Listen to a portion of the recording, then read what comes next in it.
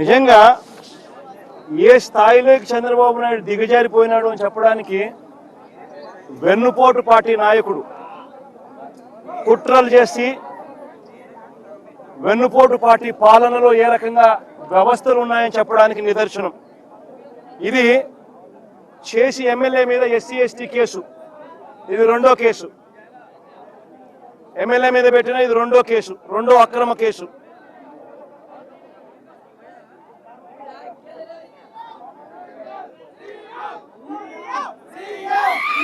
నేమకల్లో ఇంకా నేమకల్లో అదే గ్రామంలో ఎమ్మెల్యే మీద పెట్టిన మూడో కేసు ఏమిటో తెలుసా? అదే గ్రామంలో ఎమ్మెల్యే మీద పెట్టిన మూడో కేసు ఏమిటో తెలుసా? ఎమ్మెల్యే కారును ధ్వంసం చేశారంట. కారును ధ్వంసం చేశారంటూ మూడో కేసు పెట్టారు. మీరే దాడి చేస్తారు, మీరే చెయ్యరగొడతారు, ఎమ్మెల్యే తమ్ముడు చెయ్యరగొడతారు. దారిలో పోతా ఉన్న ఎమ్మెల్యే మీద మీరు దాడి చేస్తారు, ఎమ్మెల్యే తమ్ముడు చెయ్యిని మీరే విరగొడతారు. మళ్ళీ ఎమ్మెల్యే మీద ఎస్సీ ఎస్టీ కేసు పెడతారు. భార్య బట్టను సైతం చింపిపిచ్చి మొగుళ్లతో భర్తలతో. మళ్ళీ అంతటితో కూడా సంతృప్తి చెందుకోకుండా కారును ధ్వంసం చేశారు.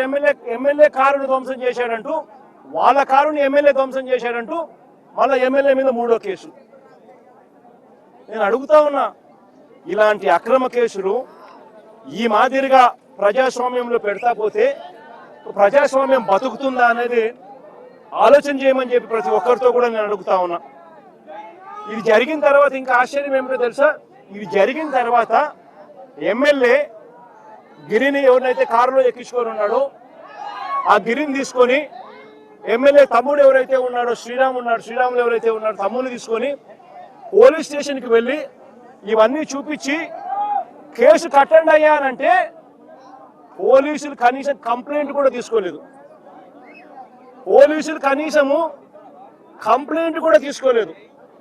అంటే ఒక నష్టపోయిన వ్యక్తి పోలీస్ స్టేషన్కి వెళితే ఆ గిరిని తీసుకొని ఆ కార్యకర్తను తీసుకొని పోయి వాళ్ళ సొంత తమ్ముడు ఎవరైతే చెయ్యి విరిగిపోయిందో తమ్ముడిని తీసుకొని పోయి కంప్లైంట్ ఇవ్వడానికి పోలీస్ స్టేషన్కి పోతే కనీసం ఎమ్మెల్యే స్థాయి వ్యక్తి వచ్చి కంప్లైంట్ రిజిస్టర్ చేయాలనుకున్నా కూడా కనీసం కంప్లైంట్ కూడా తీసుకొని పరిస్థితిలో ఈ రాష్ట్రంలో పోలీస్ స్టేషన్లు పనిచేస్తా ఉన్నాయి అని అంటే ఇక సామాన్యుడు ఎవడైనా పోలీస్ స్టేషన్కి పోయే పరిస్థితి ఈ రాష్ట్రంలో ఉందా అన్నది ప్రతి ఒక్కరూ కూడా ప్రజాస్వామ్యవాదులందరూ కూడా ఆలోచన చేసుకోవాలని చెప్పి ఈ సందర్భంగా నేను ప్రతి ఒక్కరితోనూ కోరుతా ఉన్నా.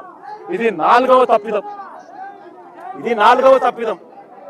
కేసు సైతం కంప్లైంట్ సైతం తీసుకునే దానికి కూడా పోలీస్ స్టేషన్లో వెళ్ళి తాను అడిగినా కూడా కనీసం పోలీస్ స్టేషన్లో కంప్లైంట్ కూడా తీసుకునే పరిస్థితి ఉండడం నాలుగవ తప్పిదం. ఇక ఐదవ తప్పిదం ఏమిటో తెలుసా? ఇక ఐదవ తప్పిదం ఏమిటంటే ఎమ్మెల్యే ఈ స్థాయిలో చెయ్యి విరిగిపోయిన వ్యక్తిని తీసుకొని పోయి